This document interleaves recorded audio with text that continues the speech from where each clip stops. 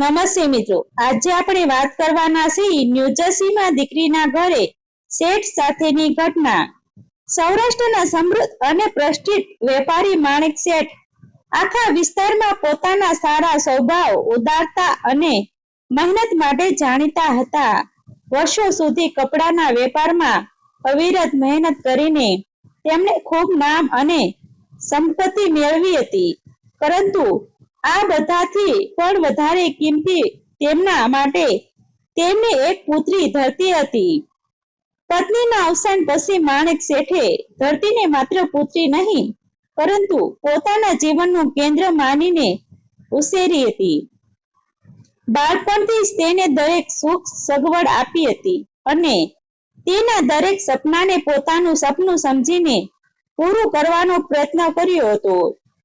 ધરતી પણ પોતાના પિતાને ખૂબ પ્રેમ કરતી હતી અને હંમેશા તેમની ઇજ્જત અને લાગણીઓનું ધ્યાન રાખતી હતી।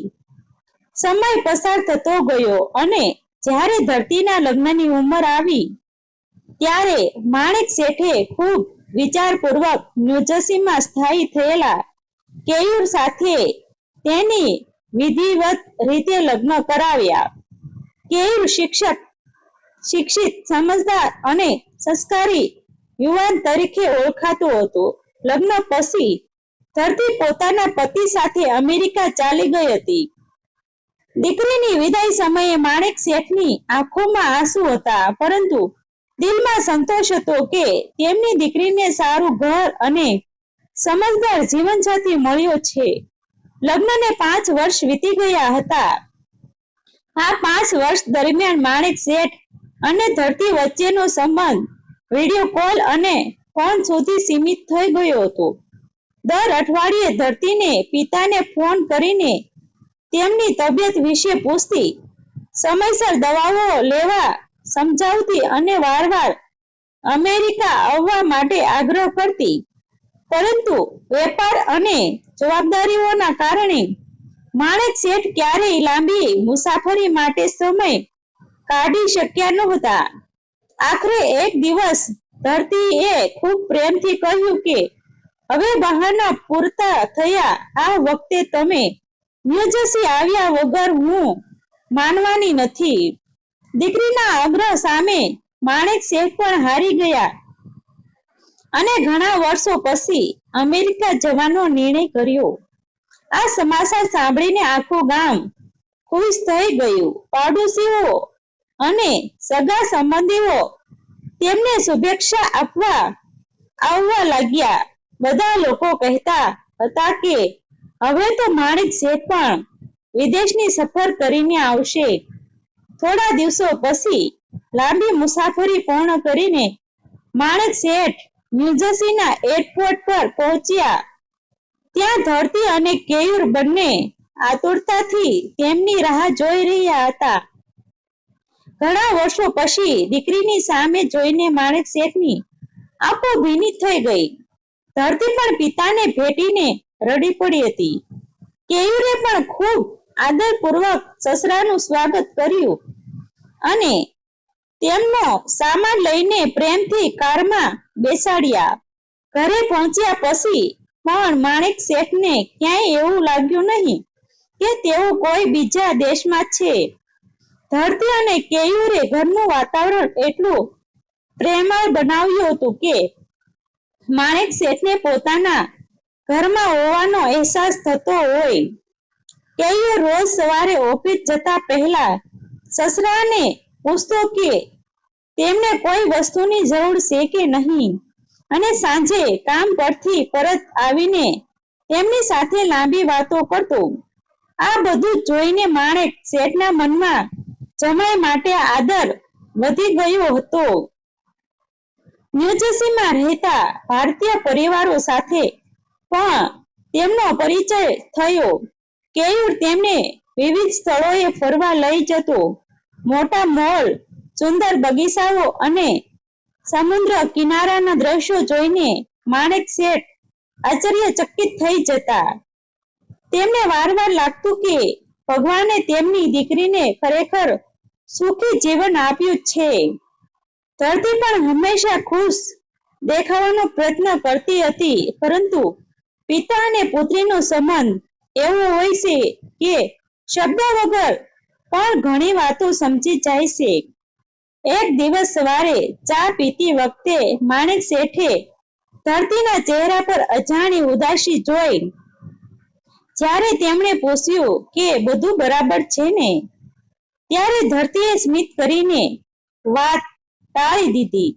માણેક શેઠે પણ વધારે પૂછ્યું નહીં, પરંતુ તેમના મનમાં નાનકડી શંકા જન્મી ગઈ.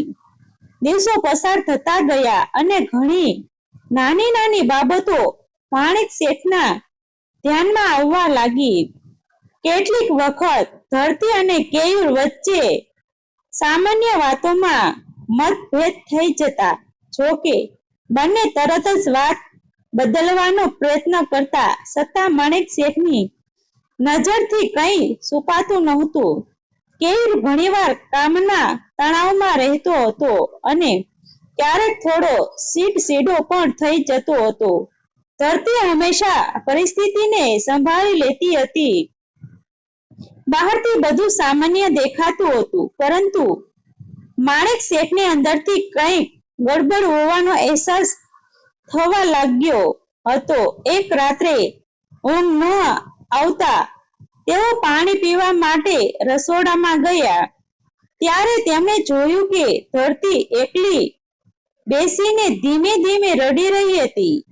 પિતાએ નજીક જઈને કારણ પૂછ્યું તો ધરતીએ તરત જ આંસુ લૂછી દીધા અને કહ્યું કે કંઈ નહીં, બસ મમ્મીની યાદ આવી ગઈ હતી. પરંતુ માણેક શેઠ જાણતા હતા કે વાત માત્ર એટલી સરળ નથી. બીજા દિવસે કેયુર હંમેશની જેમ ખૂબ સામાન્ય વર્તન કરી રહ્યો હતો. તેણે માણેક શેઠને બહાર ફરવા જવાની ઓફર પણ કરી. આ બધું જોઈને માણેક શેઠ વધુ મૂંઝવણમાં પડી ગયા. એક તરફ તેમને કેયુરમાં કોઈ ખોટ દેખાતી નહોતી અને બીજી તરફ પોતાની દીકરીની આંખોમાં છુપાયેલું દુઃખ તેમને સતત પરેશાન કરતું હતું. તેઓ ઘણીવાર ભગવાનને પ્રાર્થના કરતા કે જો કોઈ મુશ્કેલી હોય તો તેનો ઉકેલ શાંતિથી આવી જાય. એક દિવસ ધરતી અને કેયુર બંને કામ પર ગયા હતા. માણેક શેઠ ઘરમાં એકલા હતા. સમય પસાર કરવા માટે તેઓ પુસ્તકો ગોઠવી રહ્યા હતા. ત્યારે ટેબલ પર પડેલી કેટલીક ફાઇલોમાંથી એક કાગળ નીચે પડી ગયો. શરૂઆતમાં તેમણે ધ્યાન આપ્યું નહીં, પરંતુ કાગળ પર ધરતીનું નામ જોઈને તેઓ અટકી ગયા. જ્યારે તેમણે એ દસ્તાવેજ હાથમાં લીધો ત્યારે તેમના ચહેરાનો રંગ બદલાઈ ગયો. તેમાં લખાયેલી કેટલીક બાબતો જોઈને તેમના પગ નીચેની જમીન સરકી ગઈ હોય એવું લાગ્યું. વર્ષો સુધી તેઓ જે સુખી જીવનની કલ્પના કરતા હતા તેની પાછળ કદાચ કોઈ એવું સત્ય છુપાયેલું હતું જેની તેમણે ક્યારેય કલ્પના પણ કરી નહોતી. આખો દિવસ તેઓ વિચારોમાં ડૂબેલા રહ્યા. સાંજે ધરતી અને કેયુર ઘરે આવ્યા ત્યારે પણ તેઓ સામાન્ય દેખાવાનો પ્રયત્ન કરતા રહ્યા, પરંતુ તેમની અંદર વાવાઝોડું ચાલી રહ્યું હતું. રાત્રે જમ્યા પછી કેયુર કોઈ કામ માટે બહાર ગયો. એ સમયે માણેક શેઠે ધીમા અવાજે ધરતીને પોતાની પાસે બેસાડીને પૂછ્યું કે દીકરી, શું તું મારી પાસેથી કંઈ છુપાવી રહી છે? આ શબ્દ સાંભળતા જ ધરતીની આંખોમાંથી આંસુઓની ધારા વહેવા લાગી. ઘણા વર્ષોથી પોતાના દિલમાં દબાવેલી રાખેલી પીડા જાણે બહાર આવવા માટે તડપી રહી હતી. ધરતી થોડા સમય સુધી ચૂપ રહી અને પછી કપતા અવાજે બોલી, પપ્પા, હું તમને દુઃખ આપવા નહોતી માંગતી, એટલા માટે આ સુધી કંઈ કહ્યું નહીં, પરંતુ હવે કદાચ સત્ય છુપાવી રાખવું મારા માટે શક્ય નથી. ધરતીના શબ્દ સાંભળીને માણેક શેઠનું હૃદય જોરથી ધબકવા લાગ્યું. આખરે એવું કયું સત્ય હતું જે 5 વર્ષથી તેમની દીકરીના સ્મિત પાછળ છુપાયેલું હતું, અને જે કાગળ તેમના હાથમાં આવ્યો હતો તેનો આ બધા સાથે શું સંબંધ હતો? આ પ્રશ્નોના જવાબ હજુ બાકી હતા. ધરતીના આંસુઓ જોઈને માણેક શેઠનું હૃદય કંપી ઉઠ્યું. થોડા સમય સુધી શાંતિ છવાયેલી રહી અને પછી ધરતીએ ધીમા અવાજે કહ્યું કે જે કાગળ તેમના હાથમાં આવ્યો હતો તે કોઈ ઝઘડા કે અણબનાવ સાથે જોડાયેલો નહોતો, પરંતુ છેલ્લા 2 વર્ષથી ચાલી રહેલી એક એવી મુશ્કેલી સાથે સંબંધિત હતો જેના વિશે તેને આજ સુધી કોઈને કંઈ કહ્યું નહોતું. ધરતીએ જણાવ્યું કે કેયુર જે કંપનીમાં કામ કરતો હતો ત્યાં અચાનક મંદી આવતા તેની નોકરી જતી રહી હતી. શરૂઆતમાં બંનેએ વિચાર્યું હતું કે થોડા દિવસોમાં બીજી સારી નોકરી મળી જશે, પરંતુ પરિસ્થિતિ ધીમે ધીમે વધુ મુશ્કેલ બનતી ગઈ. ઘરનું લોન, અન્ય ખર્ચ અને ભવિષ્યની ચિંતાઓ વચ્ચે કેયુર અંદરથી ખૂબ તૂટી ગયો હતો. તે પોતાના દુઃખ અને ચિંતા કોઈને કહી શકતો નહોતો. ધરતી પણ પિતાને ચિંતા ન થાય એટલા માટે દરેક વાત પોતાની અંદર જ દબાવી રાખતી હતી. જે દસ્તાવેજ માણેક શેઠે જોયો હતો તે બેંક તરફથી આવેલો લોન અંગેનું નોટિસ હતું. ધરતીએ રડતા રડતા કહ્યું કે કેયુર ખરાબ માણસ નથી. છેલ્લા 2 વર્ષથી તે દિવસ રાત મહેનત કરી રહ્યો છે, અનેક જગ્યાએ ઇન્ટરવ્યુ આપી રહ્યો છે, નાની મોટી નોકરીઓ કરીને ઘરને સંભાળી રહ્યો છે, પરંતુ વારંવાર નિષ્ફળતા મળવાને કારણે તેનો સ્વભાવ થોડો ચીડચીડો થઈ ગયો છે. ઘણી વખત તણાવના કારણે બંને વચ્ચે મતભેદ પણ થાય છે, પરંતુ કેયુર ક્યારેય ધરતીનું દુઃખ પહોંચાડવા માંગતો નથી. ધરતીના શબ્દ સાંભળીને માણેક શેઠની આંખો પણ ભીની થઈ ગઈ. તેમને સમજાઈ ગયું કે જે વાતને તેઓ કોઈ મોટું દુઃખ અથવા પરિવારના વિખવાદ સાથે જોડીને જોઈ રહ્યા હતા તેની પાછળ હકીકતમાં જીવનનો સંઘર્ષ છુપાયેલો હતો. થોડી વાર પછી કેયુર પણ ઘરે પરત આવ્યો. જ્યારે તેણે ખબર પડી કે ધરતીએ આખી વાત પિતાને જણાવી દીધી છે, જ્યારે તે થોડો શરમાઈ ગયો, તેણે નમ્રતાથી માણેક શેઠ પાસે માફી માંગતા કહ્યું કે તે પોતાની મુશ્કેલીઓનો બોજ તેમના માથા પર મૂકવા માંગતો નહોતો. તે હંમેશા ઈચ્છતો હતો કે સસરાને એવું જ લાગે છે કે તેમની દીકરી સુખી છે. કેયુરની આંખોમાં દેખાતી ચચાઈ જોઈને માણેક શેઠ ઊભા થયા અને પ્રેમથી તેના ખંભા પર હાથ રાખીને કહ્યું કે જીવનમાં સુખ અને દુઃખ બંને આવે છે, પરંતુ પરિવારનો અર્થ જ એ છે કે મુશ્કેલીના સમયમાં બધા એકબીજાની સાથે ઊભા રહે છે. આ શબ્દ સાંભળીને કેયુર અને ધરતી બંને ભાવુક થઈ ગયા.